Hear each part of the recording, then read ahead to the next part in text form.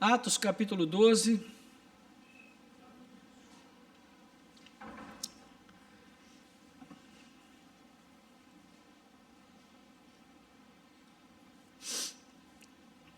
Tive a oportunidade de pregar uma mensagem nesse mesmo texto há 4 anos atrás.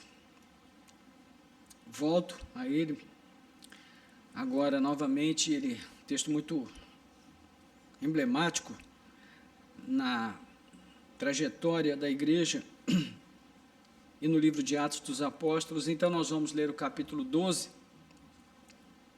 Em princípio, nós vamos ler apenas os primeiros 5 versículos e depois eu peço que você mantenha a sua Bíblia aberta, porque nós vamos avançar um pouco mais no capítulo, ok? Então, Atos 12, diz assim: por aquele tempo, o rei Herodes mandou prender alguns da igreja para os maltratar. Mandou matar a espada Tiago, irmão de João. Vendo que isto agradava aos judeus, prosseguiu mandando prender também Pedro. E eram os dias dos pães sem fermento. Depois de prendê-lo, lançou-o na prisão, entregando-o a 4 escoltas de 4 soldados cada uma, para o guardarem. A intenção de Herodes era apresentá-lo ao povo depois da Páscoa. E assim Pedro estava guardado na prisão, mas havia oração incessante a Deus por parte da igreja a favor dele. Amém. Vamos orar. Nosso Deus e Pai, graças te damos pelo teu amor, teu cuidado, a tua misericórdia e o modo como o Senhor tem derramado sobre nós, ó Deus, dessa graça para suprir as nossas necessidades. Nós somos a tua igreja, o teu povo, e muitas, Senhor, são as situações em que nós somos confrontados pelo sistema e precisamos que o Senhor nos capacite para que possamos passar pelos desafios que se colocam diante de nós, de tal maneira que nós jamais deixemos de falar da tua palavra, servir ao Senhor com fidelidade, independente dos desafios que enfrentamos. Capacita-nos agora a absorver as lições que a tua palavra traz a nós nessa noite, à luz das experiências dos teus servos no passado, que servem para nós, ó Deus, como um espelho, para que nós possamos aprender com elas e crescer, de tal maneira que a nossa geração também possa servir ao Senhor com fidelidade e integridade. Nós te pedimos, inspira-nos, dirige-nos agora com o teu Espírito, nós oramos em nome de Jesus. Amém. Glória a Deus. Irmãos, o livro de Atos dos Apóstolos é um dos livros mais interessantes das Sagradas Escrituras. Todos eles são muito interessantes, mas dentre tantos livros interessantes que nós temos aqui, o livro de Atos é um dos mais interessantes pelo fato de ele ser basicamente um relato histórico no Novo Testamento. É como se fosse um diário da igreja. Ali fica registrado, estão registradas, né, as narrativas do sofrimento e glória da igreja de Cristo no primeiro século. E no meio desse processo, a igreja teve um crescimento extraordinário logo nos primeiros anos, com o testemunho de sinais e maravilhas que eram operados por meio dos apóstolos. Nós temos um relato ali da sombra de Pedro, que curava pessoas. Temos relato de peças, como aventais, lenços de Paulo, que eram usados também em pessoas enfermas, e as pessoas eram curadas. E o poder que Deus manifestava sobre as vidas desses homens era um poder extraordinário. E é interessante que nós sempre olhamos para a igreja primitiva como uma espécie de modelo para nós. Só que, irmãos, nós esquecemos de algo muito importante, que havia naquela época e não há hoje, não existe hoje, que é a perseguição. Por que aquela igreja experimentava um poder tão grande? Porque precisava de poder para enfrentar as perseguições que lhes sobrevinham. Eram perseguições terríveis, As pessoas viviam o tempo todo sob o risco de morte, morrer por causa do testemunho de Jesus.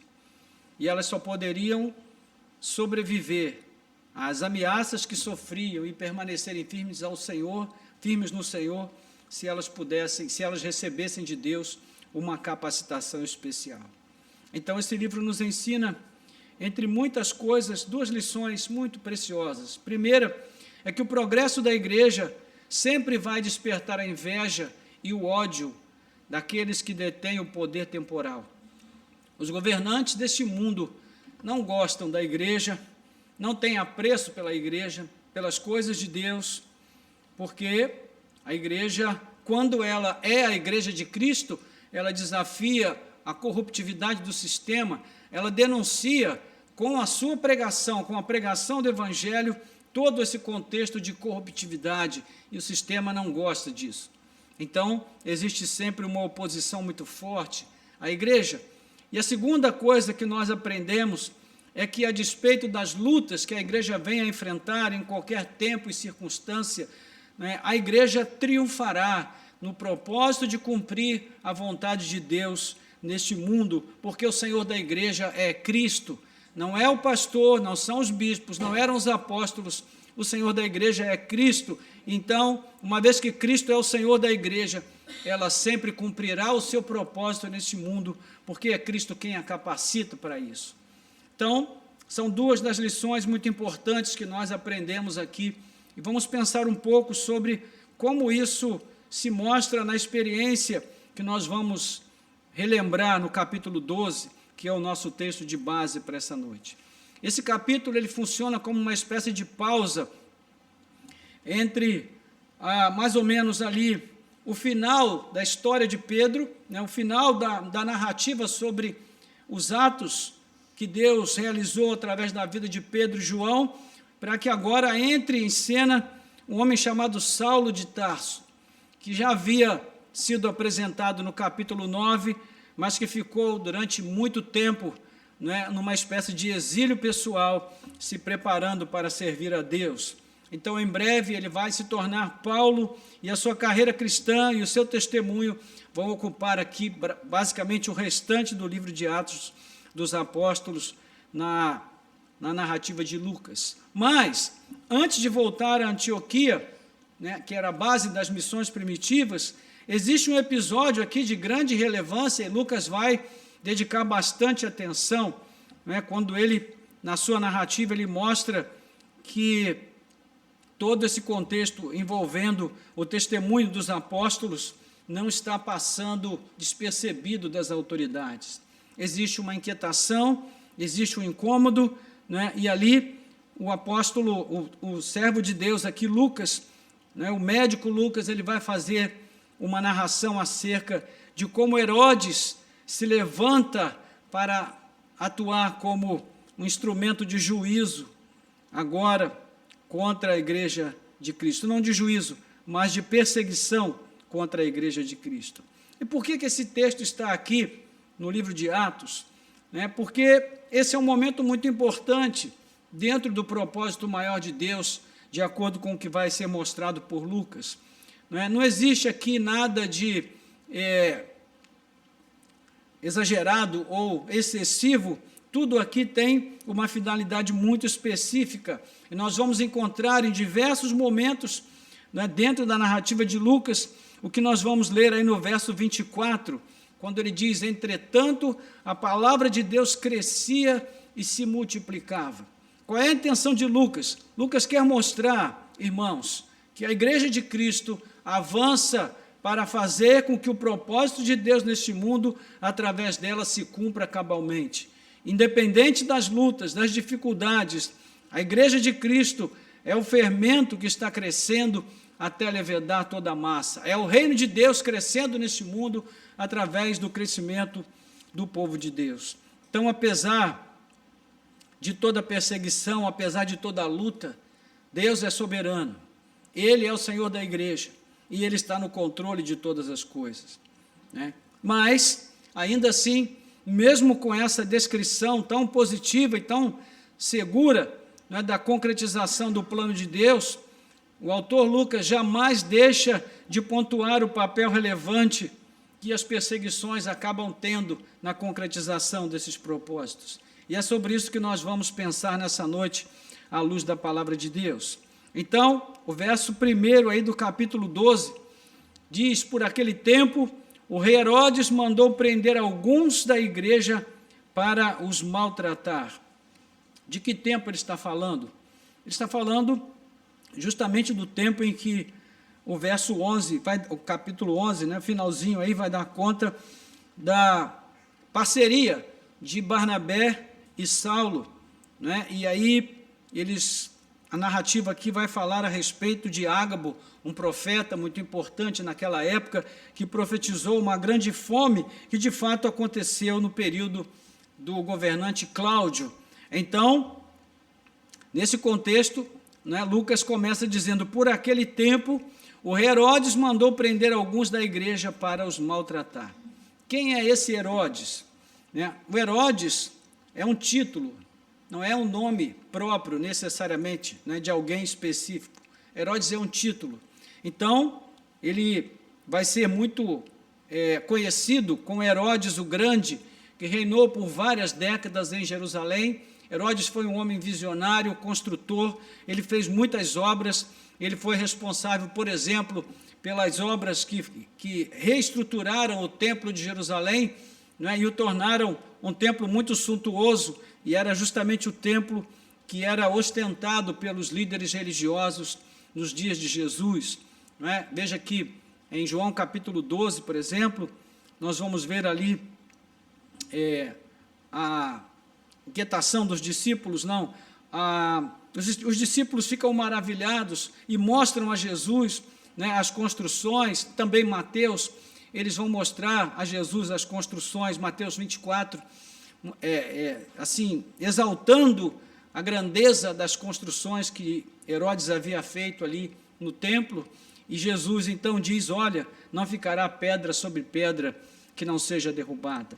Então, esses Herodes que reinavam sob a autoridade de Roma, eles ficaram conhecidos por suas artimanhas políticas, que eram usadas para adquirir ali, para atrair a simpatia dos judeus e dos romanos simultaneamente. Então, a figura desses governantes despertava muita desconfiança dos judeus, porque eles eram de origem edomita, e dos romanos, porque os romanos duvidavam da sua lealdade e da sua capacidade administrativa. Então, Arquelau, que nós vamos ver falando sobre ele ali em Mateus 2, 22, por exemplo, sucedeu Herodes o Grande e reinou na Idumeia, na Judéia e Samaria, e ele vivia ocupado em agradar os governantes romanos. Isso envolvia a prática de atrocidades, como o massacre dos recém-nascidos, que nós vamos ver ali em Mateus capítulo 2, o assassinato covarde, de homens piedosos como João Batista, Marcos capítulo 6, 17, a conspiração para matar Jesus, Lucas 23, e agora com o mesmo objetivo de agradar os judeus e estabelecer ali uma situação que fosse favorável politicamente a ele mais uma vez, e ele está perseguindo ferozmente a igreja de Cristo, nesse caso aqui, Herodes Agripa I. Então, irmãos, nós não devemos nos enganar e precisamos ter muito claro para nós que os governantes deste mundo, eles sempre trabalham e se esforçam em prol de interesses que priorizam o bem-estar deles e dos seus pares. Eles não estão preocupados com os seus governados, com o seu povo, eles estão preocupados consigo mesmos e com aqueles que fazem parte do seu grupo. Isso nunca foi diferente, sempre foi assim. A gente, às vezes, é tomado daquela ideia que já teve uma época em que as coisas eram melhores, em que havia governos justos, em que havia homens bons e puros nesse mundo, que governavam com justiça, com retidão. Não, é possível que tenha havido época em que a corruptividade era mais velada, era mais escondida. É possível que tenha havido época em que os governantes tivessem um pouquinho mais de vergonha, de serem tão explícitos na sua maneira de agir, mas nunca houve uma época em que eles fossem governantes justos, Justiça nós só encontramos em Deus. Deus é o único rei justo e reto que existe no universo. Passou disso, meus irmãos, qualquer coisa está sob suspeita. Então, acima de tudo, está o interesse, né, desses homens que o governam, muitas vezes, a despeito do interesse do povo a quem esses governantes governam. Né? E se para atingir seus objetivos, eles tiverem que praticar as mais terríveis barbáries, eles vão fazer isso sem dúvida, a menos que haja nos seus corações o temor de Deus. Então, nós vamos ver aí mesmo modo de agir, a mesma forma de agir na vida desse Herodes em questão, né? E o texto diz que ele mandou matar a Tiago a espada, Tiago, irmão de João, e vendo que isto agradava aos judeus, ele prosseguiu mandando também prender a Pedro, e eram os dias dos pães sem fermento. Depois de prendê-lo, lançou-o na prisão, entregando-o a 4 escoltas de 4 soldados cada uma para o guardarem, e a intenção dele era apresentá-lo ao povo depois da Páscoa. Então Pedro estava guardado na prisão, mas aqui existe uma informação muito importante, que a igreja orava por ele incessantemente. Incessantemente. Veja, o texto não diz que a igreja orava por ele eventualmente, mas que a igreja orava incessantemente. Meus irmãos, e aqui o que nós percebemos na narrativa de Lucas é que ele começa a mostrar como a igreja pode intervir no sistema deste mundo sem, com isso, se contaminar com o sistema. Uma das coisas que nós podemos fazer e que são mais eficazes para intervir neste mundo é a oração. Nós temos falado aqui, nos cultos da noite em especial, nesses dias que antecedem a Páscoa, sobre a importância da piedade, da prática de uma vida devocional, da oração, da leitura bíblica, da consagração da vida. Infelizmente, nós estamos perdendo o bom hábito de praticar essas disciplinas espirituais, e por isso a igreja está empobrecendo do ponto de vista do conhecimento de Deus, empobrecendo do ponto de vista do poder que ela poderia demonstrar como uma igreja que vive em comunhão estreita com Deus, né? Empobrecendo do ponto de vista da sua própria característica de ser igreja, e nós estamos deixando o nosso modo de ser igreja para ser outra coisa. Então, a Bíblia nos chama mais uma vez nessa noite a essa reflexão, não é? E nós vamos perceber aqui um dos primeiros mártires que a igreja viu, e foi uma morte muito violenta, que foi a morte de Tiago, irmão de João. Herodes fez dele a sua primeira vítima, e ele fez isso mirando na liderança, né?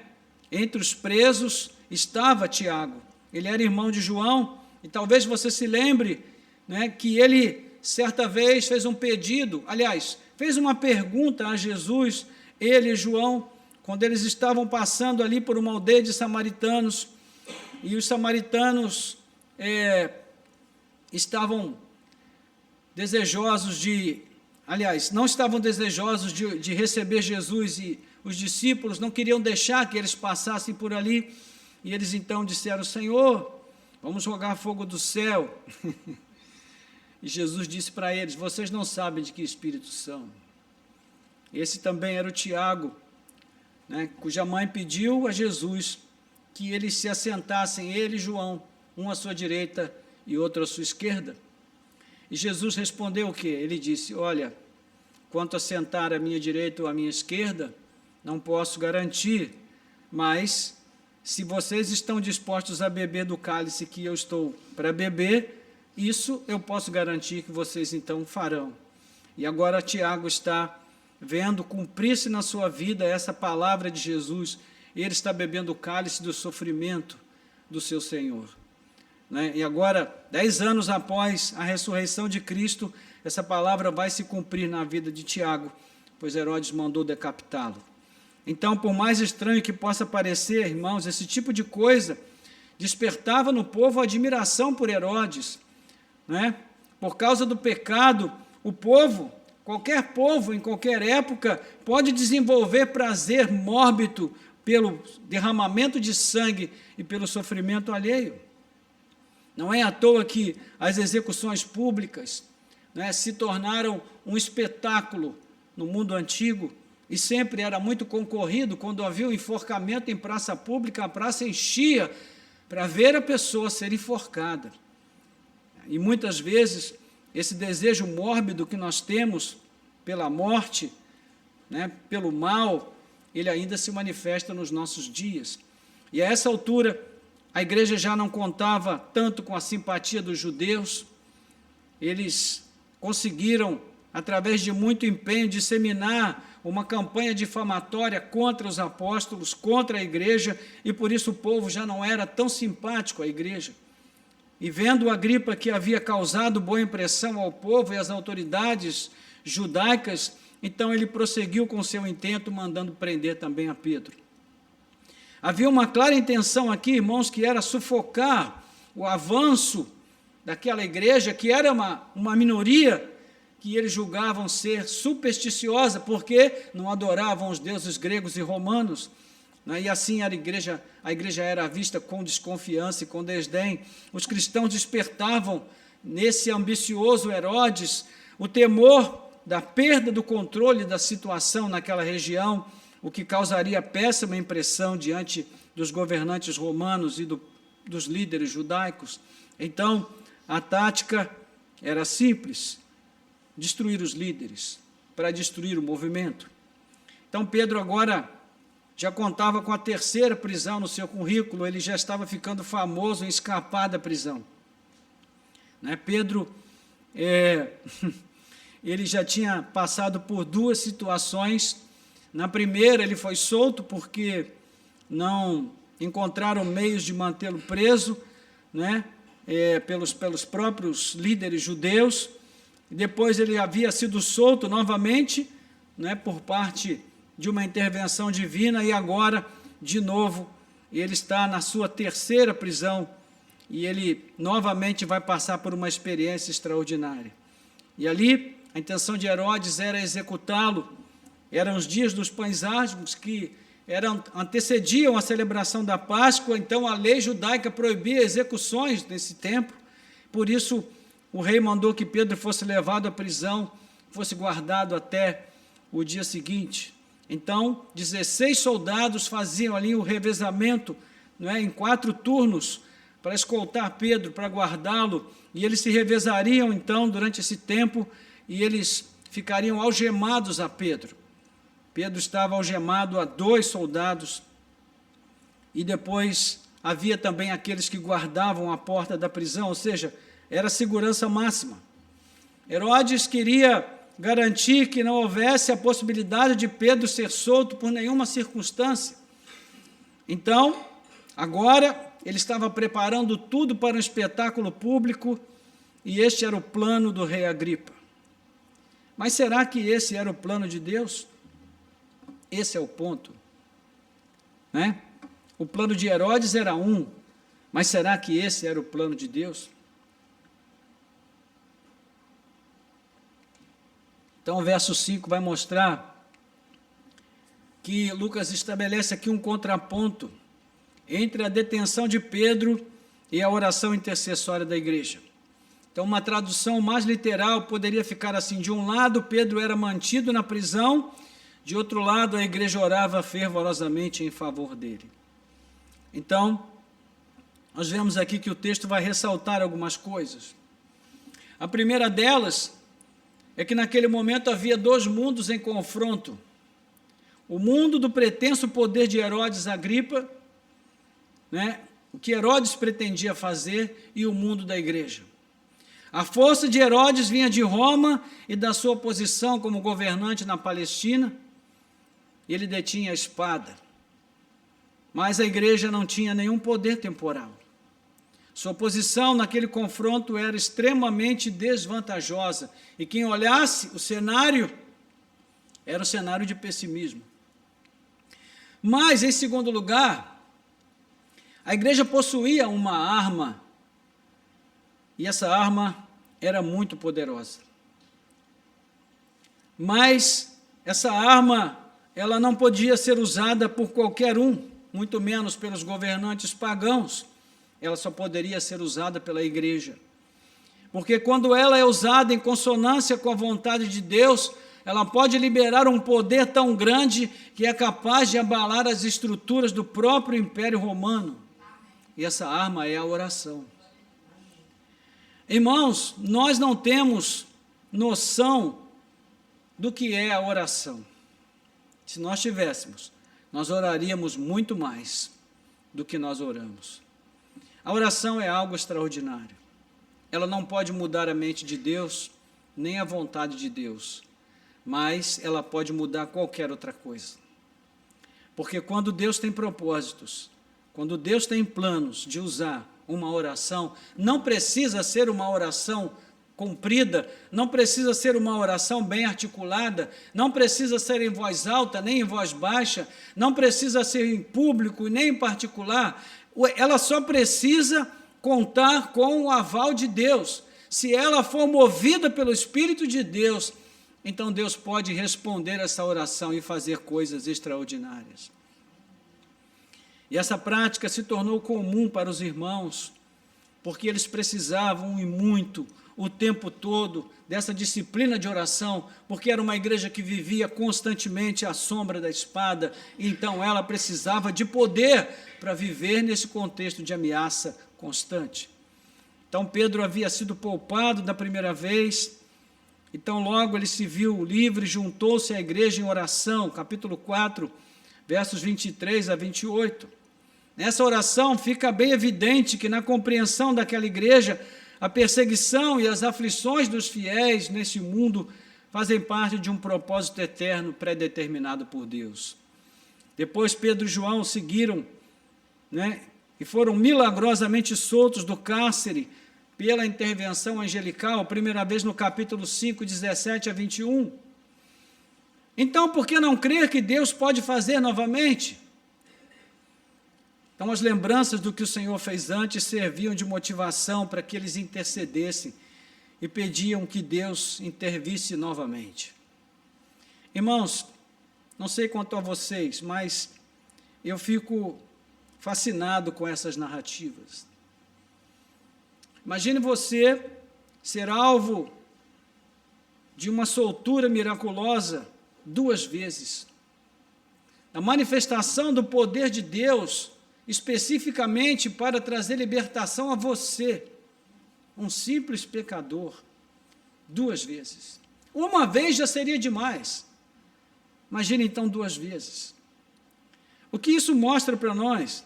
Irmãos, mostra que enquanto Deus não decidir que o nosso tempo neste mundo acabou, não vai nos acontecer nada. Ele vai nos guardar. Mas o dia que ele disser acabou, acabou. Pode ser uma dor de cabeça, pode ser um tropeço, pode ser um infarto, pode ser o rim, pode ser o coração, o pulmão. Vai ter só uma desculpa, mas o fato em si é que Deus fechou a torneira e disse acabou. E Deus, quando diz acabou, acabou. Não tem jeito. Então, nós deveríamos viver num contexto de paz, mesmo nesse mundo tão conturbado, entendendo que todos os nossos dias já foram escritos e determinados por Deus. Então, para desespero de Herodes, as orações dos irmãos, mais uma vez, encontraram lugar junto ao trono de Deus. E eu fico imaginando a oração nos moldes do que nós vimos no capítulo 4, verso 29, quando eles oram e dizem, Senhor, olha para as ameaças deles e concede aos teus servos que anunciem a palavra com toda a intrepidez. E parece que nós podemos ouvir a voz do Senhor declarando pedido deferido. E é realmente extraordinário o que vai acontecer na leitura seguinte, acompanha aí versos 6 a 11.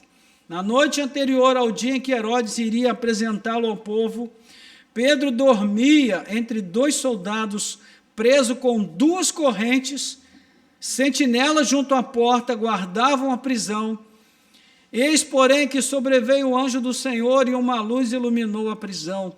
O anjo tocou o lado de Pedro e o despertou, dizendo: levante-se depressa. Então as correntes caíram das mãos dele. E o anjo continuou: coloque o cinto e calce as sandálias. E ele assim o fez. O anjo lhe disse mais: põe a capa e siga-me. Então, saindo, Pedro seguia, não sabendo que era real o que estava sendo feito pelo anjo. Ele pensava que era uma visão. Depois de terem passado a primeira e a segunda sentinela, chegaram ao portão de ferro que dava para a cidade, o qual se abriu automaticamente. E saindo, enveredaram por uma rua, e logo adiante o anjo se afastou dele. Então Pedro, caindo em si, disse: agora sei que de fato o Senhor enviou o seu anjo e me livrou da mão de Herodes e de toda a expectativa do povo judeu. Louvado seja Deus. Meus irmãos, isso daqui é extraordinário. Herodes já estava naquela noite imaginando como seria o dia seguinte, onde ele julgaria Pedro e daria um show. E é muito provável que Pedro morresse naquele dia. Normalmente, um soldado seria suficiente para guardar alguém nas condições em que Pedro estava. Mas Pedro tinha fama. Olha, já escapou de Alcatraz. Então é melhor colocar 2 soldados, porque um vai ser pouco. Então colocaram 2 soldados para guardá-lo, acorrentados a ele, reforçaram a guarda.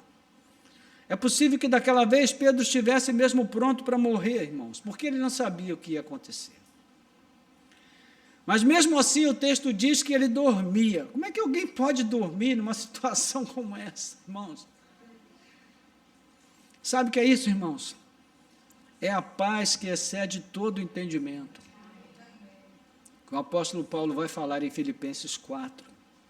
Quando nós temos fé, quando nós cremos em Deus, quando o nosso coração está firmado no Senhor, nós podemos dormir mesmo no abismo, como Paulo dormia. Nós podemos dormir na voragem do mar. Nós podemos enfrentar as circunstâncias mais adversas sem perder o nosso sono, porque sobre nós se cumprem as palavras do Salmo 4, Tu, Senhor, me fazes repousar em segurança. O sono vem de Deus para nós. Então ele dormia, e ele dormia tão pesado, que o anjo não disse simplesmente: Pedro, acorda. O texto diz que o anjo deu uma catucada nele firme, para ele poder acordar, o sono pesado, acorrentado, irmãos, entre 2 sentinelas. É provável que os próprios guardas não estivessem dormindo, mas ele dormia. E é impressionante perceber essa paz que inundava o seu coração. Ele, na iminência da morte, dormia pesado.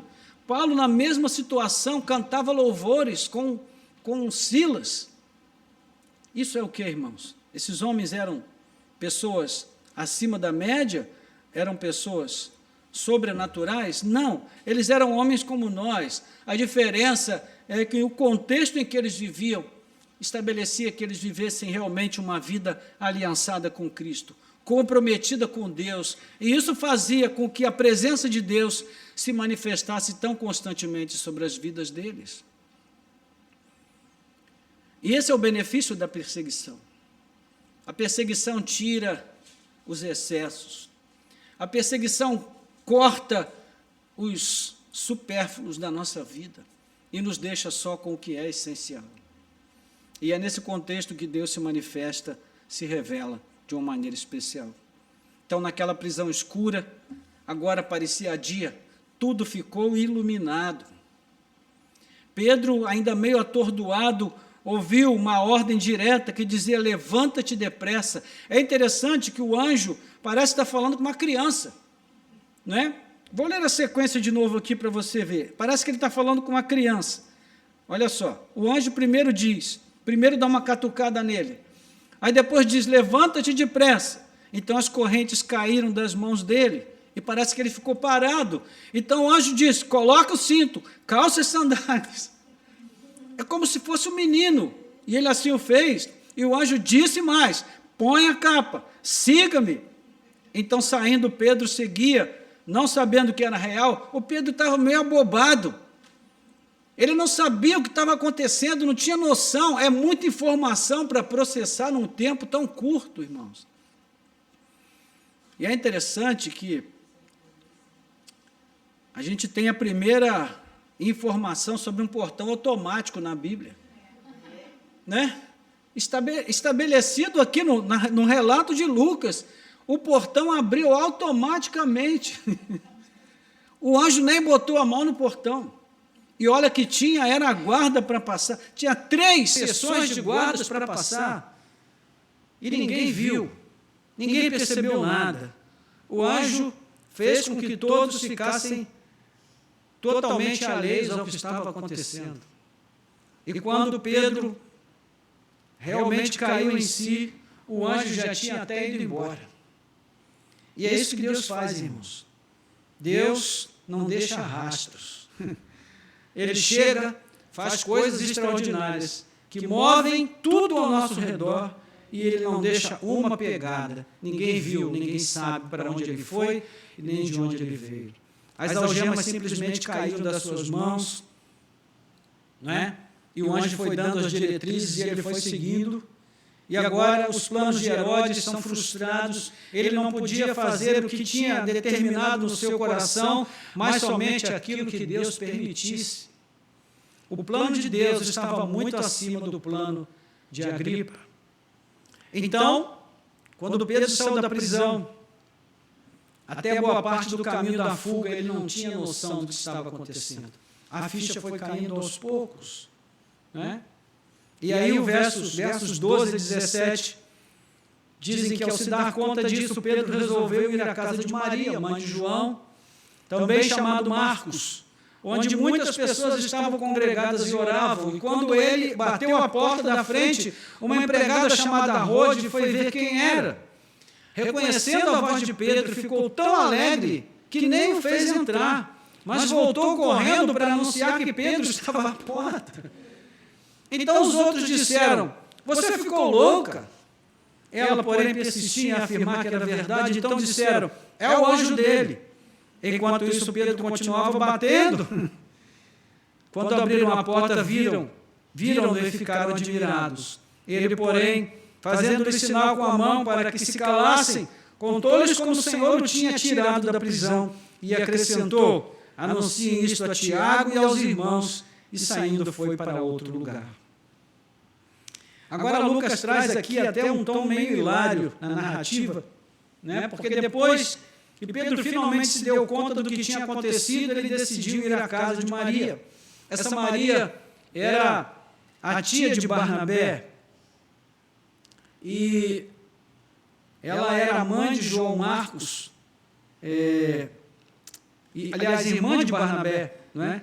Ela era mãe de João Marcos, que era parente também de Barnabé, e a sua casa tornou-se ali um dos locais preferenciais de reunião, e era o lugar de oração dos apóstolos com a igreja. E engraçado aqui é a forma que se dá a chegada de Pedro, e como o evento é descrito, né? Primeiro, a Rode, que era uma criada da casa, ela ouve bater a porta e ela vai, quando Pedro diz que é ele, ela reconhece a voz dele, só que ao invés de ela abrir a porta, ela volta correndo para dentro e deixa Pedro batendo lá a porta. Ela fica tão entusiasmada com o que aconteceu, né? E aí os irmãos que oravam fervorosamente pela soltura de Pedro, agora não acreditavam de jeito nenhum que ele estava solto. Meu Deus, é típico do ser humano mesmo, né? A gente ora, mas não crê que Deus vai fazer. E apesar disso, Deus faz. Então, irmãos, Deus não precisa nem da nossa fé para agir. Ele só precisa de propósitos. Se Ele tem propósitos, Ele age, independente até da nossa fé, né? E quando eles escutam dizer que é Pedro, ele diz: não, é o anjo da guarda dele.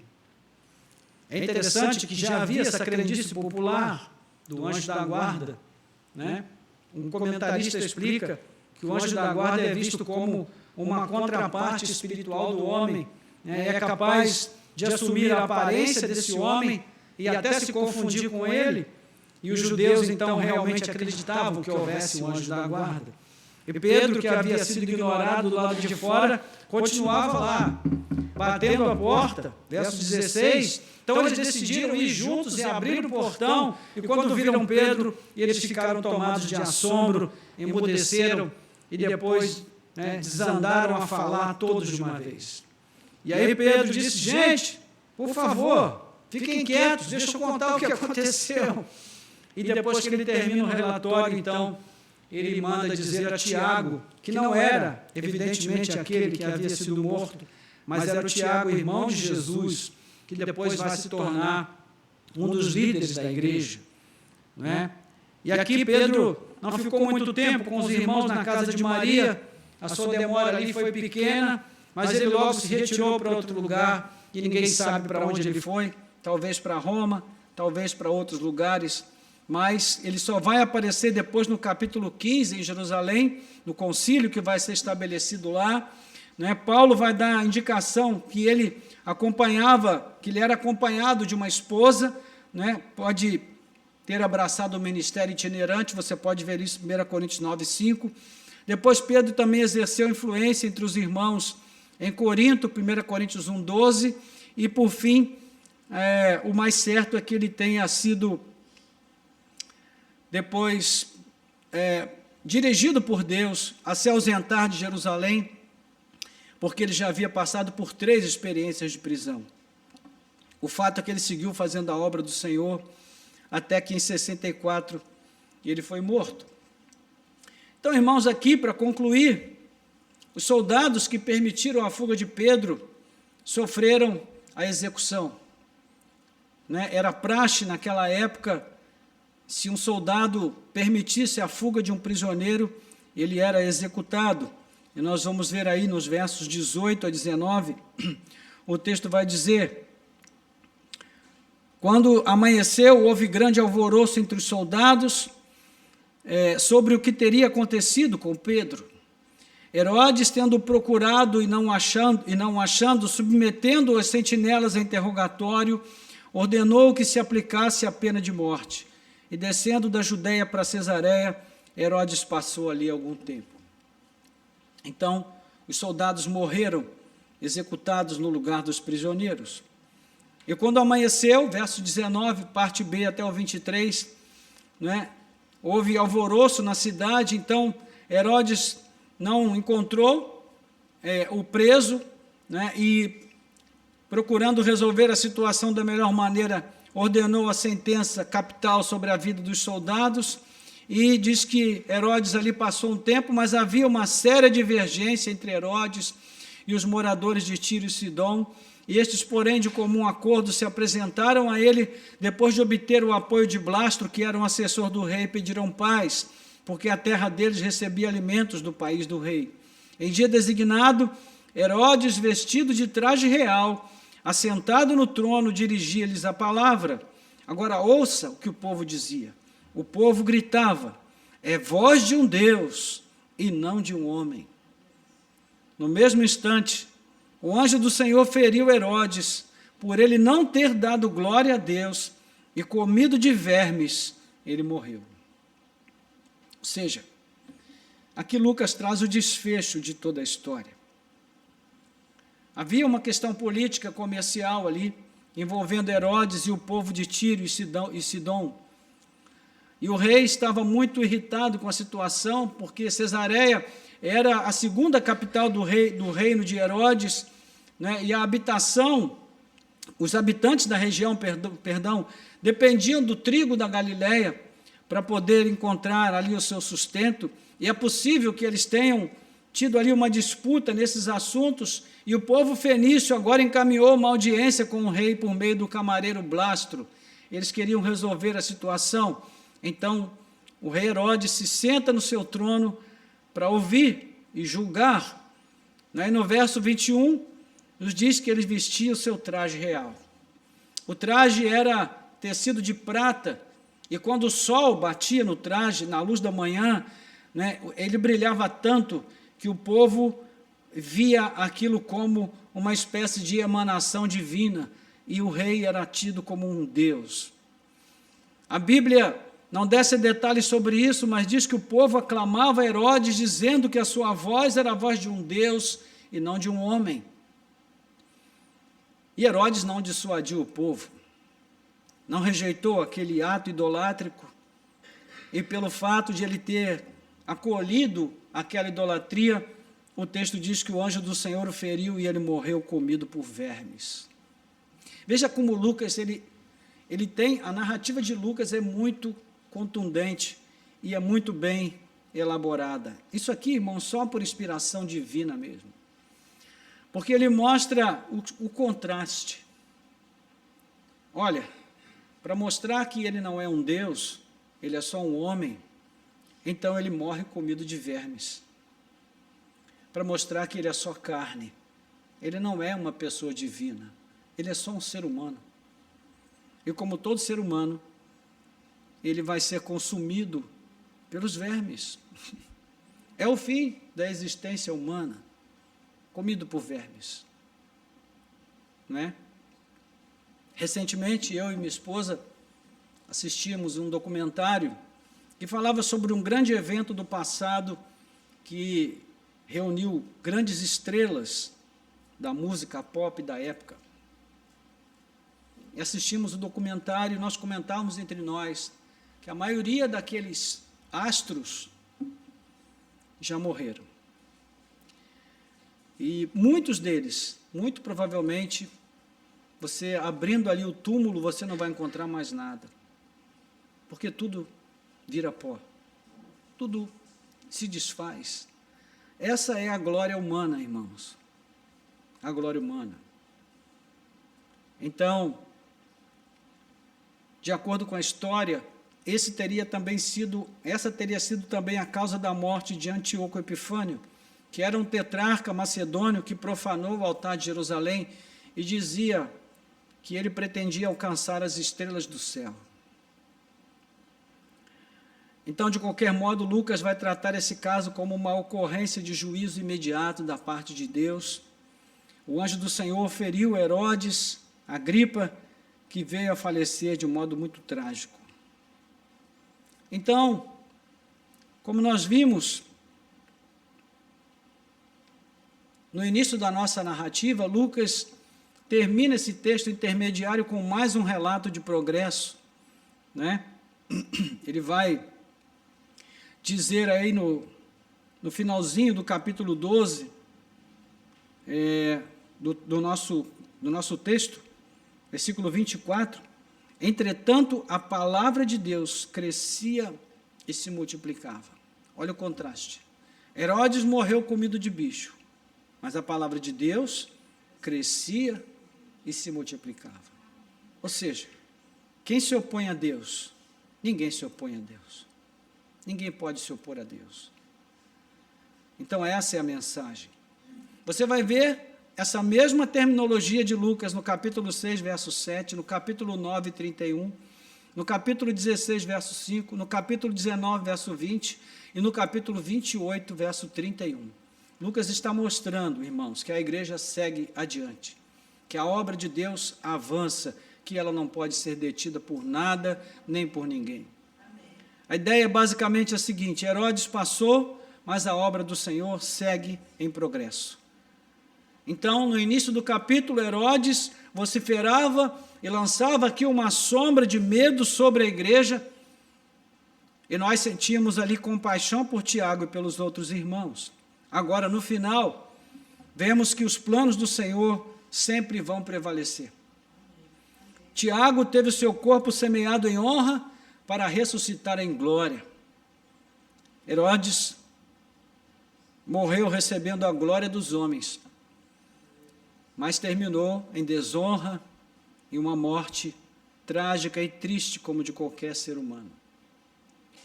Então, em relação a ele, o que sentimos agora é compaixão por um homem pobre que pensou que podia impedir os planos de Deus e enfrentou o juízo divino, né, e está destinado à perdição eterna. Pelo mesmo caminho que seguem todos os governantes deste mundo que sofrem do complexo de Deus. Todos eles seguem o mesmo caminho, não é? Em sua soberba cega, eles ignoram que Deus e a sua vontade não podem ser resistidos. Que devemos sentir por eles, irmãos, também a compaixão. Devemos orar para que Deus tire a venda dos seus olhos e eles possam conhecer a luz da salvação em Cristo Jesus. Então, devemos orar pelos nossos governantes? Sim, devemos. Devemos pedir a Deus que possa mantê-los quietos no seu canto, sem implicar com a igreja, sem impedir a igreja de fazer aquilo que Deus quer que ela faça. Permitindo que nós, como Paulo vai dizer em Timóteo, 1 Timóteo capítulo 2, que nós vivamos uma vida sossegada, uma vida tranquila na fé, praticando a obra de Cristo, vivendo o evangelho de Cristo neste mundo, dando testemunho da verdade, sem interrupções, mas, se houver plano de Deus, que a perseguição venha, então é o nosso momento.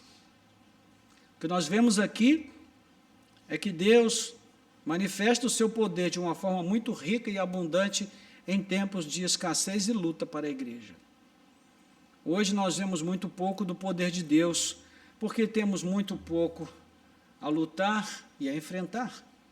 A nossa vida é uma vida muito tranquila, irmãos. Não sofremos perseguições. Então, não vemos muitos milagres, não vemos a manifestação do sobrenatural, como aquela igreja do primeiro século vivia. Então, a pergunta de Jesus continua, não é? Se nós, como Tiago e João, queremos ver a glória, a pergunta de Jesus é: pode beber o cálice que eu bebo? Aí a resposta fica para cada um de nós. Então, Tiago foi executado? Sim. Mas outro Tiago viveria para nos ensinar. Muito pode, por sua eficácia, a oração de um justo. Tiago 5,16.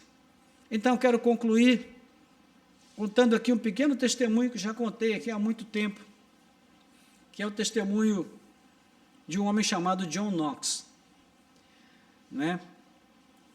Há muito tempo, no século XVI, na Escócia, que era uma terra mergulhada em corrupção, a forma de religião existente era o catolicismo romano, que andava de braços dados com o poder temporal dos governantes daquela época e contra os princípios do Evangelho. Então, John Knox foi levantado para alavancar a reforma escocesa. Deus vinha preparando o terreno para isso há muitos séculos, né? E houve muitas idas e vindas nesse processo. John Knox foi preso e posto em trabalhos forçados por quase 1 ano e meio. Muito sangue protestante havia sido derramado até aquele momento para que a primeira igreja reformada escocesa fosse aberta. Então, entre os momentos mais críticos, esteve ali o período de Maria Tudor, que era chamado de Maria Sanguinária, no governo da Inglaterra. Ela ordenou literalmente um banho de sangue contra os protestantes. E, por fim, o Evangelho triunfou, porque o Evangelho sempre triunfa. A Escócia viria a ter a fé protestante como sua religião nacional, mas, ainda assim, Maria Stuart, filha única do rei Jaime V da Escócia, voltou da França para assumir o trono. Ela odiava a pregação de John Knox e desejava restabelecer o catolicismo ali na sua terra, mas, conforme relata o Dr. Lloyd Jones, ele diz que ela temia mais as orações de John Knox do que a muitos regimentos de soldados ingleses. Ou seja, John Knox era uma pessoa que incomodava simplesmente porque ele era um homem devotado a Deus. Ele era um homem de oração. Meus irmãos, nós precisamos voltar a confiar no poder da oração. Não da oração em si, mas pelo fato de Deus responder às orações e, com isso, fazer coisas extraordinárias que podem mudar a vida de cada um de nós e o curso da nossa nação. Então, com base naquilo que nós temos aprendido nessa noite, eu chamo você a pensar sobre isso e a pedir ao Espírito Santo que abra o seu entendimento, a sua compreensão, que ele possa trazer um avivamento pessoal a você, na sua vida. Um desejo ardente pela oração. É isso que eu tenho pedido a Deus, irmãos, um desejo ardente pela oração. Para que os meus momentos de oração não sejam algo tradicional, não sejam algo religioso, formal, mas seja uma experiência nova com o Espírito Santo de Deus. Para que o Senhor abra a nossa mente, o nosso coração, de tal maneira que nós possamos entrar nesse vínculo mais profundo de oração com o Senhor. Então, a história da igreja foi marcada por muito sangue, muita luta, mas também por muitos milagres, por muitos eventos sobrenaturais e extraordinários. Meus irmãos, a vocação da igreja é ser uma igreja vitoriosa. Mas, muitas vezes, a vitória não vem com louros, às vezes ela vem com martírio, como aconteceu com Tiago. Tiago, aquele que foi executado, foi um homem bem-sucedido no seu testemunho? Foi, porque ele morreu por amar a Cristo. Então, o conceito de vitória é muito relativo, quando ele se refere à igreja de Cristo. Nós vivemos neste mundo. Aqui, nós temos o hábito de dizer que a igreja é a igreja militante, né? Sim, no sentido de que ela milita a obra de Cristo. Infelizmente, o contexto de militância hoje que nós vemos na igreja é militância política. Então, nós precisamos mudar isso. Nós precisamos voltar a ser militantes da obra de Cristo e trabalhar arduamente para que o propósito de Deus se cumpra neste mundo no que depender de nós. Para isso, nós precisamos de poder, irmãos. Não temos como fazer isso na nossa força. Precisamos de poder do alto. Precisamos pedir a Deus que venha com seu Espírito e nos renove nessa fé que nos leva a orar fervorosamente para que nós possamos ver resposta poderosa de oração nas nossas vidas. Então, esse é o primeiro ponto que eu quero colocar aqui, para a nossa reflexão. Nós precisamos voltar a confiar em Deus e a confiar no poder da oração. O segundo ponto é que nós devemos dar mais valor à nossa missão de intercessores, porque aquela igreja que orava por Pedro, ninguém sabe o nome de um daqueles irmãos. Ninguém sabe. Eu não sei, você não sabe. Talvez na eternidade nós venhamos a saber. Mas nós sabemos que Deus ouvia a oração deles, que a oração deles chegou ao trono de Deus, e eles eram pessoas como nós, que oravam, mas não tinham muita confiança que a oração deles seria ouvida, mas ainda assim ela foi ouvida. Não eram pessoas super extraordinárias, eram pessoas comuns como nós. Então, irmãos, não vamos menosprezar o poder da nossa oração. A capacidade que nós temos de interferir, na situação do nosso país, na nossa história, na história de outros, quando nós colocamos a vida de outros, a vida do nosso país, nas mãos de Deus. Não menosprezemos este privilégio que o Senhor nos deu de sermos intercessores. Nós peçamos a Deus que também venha reacender essa chama em nossos corações. Amém? Glória a Deus. Eu sei que você, como eu, gostaria de orar e percebesse que a sua oração é respondida. Para isso, você não precisa ser nada além do que você é. Você só precisa orar com mais fervor e com mais determinação do que você tem orado. E pedir a Deus que traga essa capacidade para você, porque você não a tem de si mesmo, assim como eu também não tenho. Então, vamos falar com Deus a esse respeito. Curva a sua cabeça, vamos falar com o Senhor. Nosso Deus e Pai, em nome de Jesus, nessa noite nós queremos colocar diante de Ti mais uma vez as nossas vidas. Pai amado, nós estamos diante de um relato tão vivo, tão rico, ó Deus, que manifesta de uma maneira tão gloriosa o Teu poder em resposta às orações dos santos do passado. Pai, essas pessoas eram anônimos, não tem os seus nomes citados aqui. O grande apóstolo Pedro, que se tornou uma das colunas da igreja, precisou da intercessão deste povo. Por isso a Tua palavra nos mostra, Senhor, que diante de Ti, Pai amado, nenhuma oração é desprezada, nenhuma intercessão é ignorada, e toda oração toca a Tua presença e chega diante do Teu trono, quando nós oramos fervorosamente.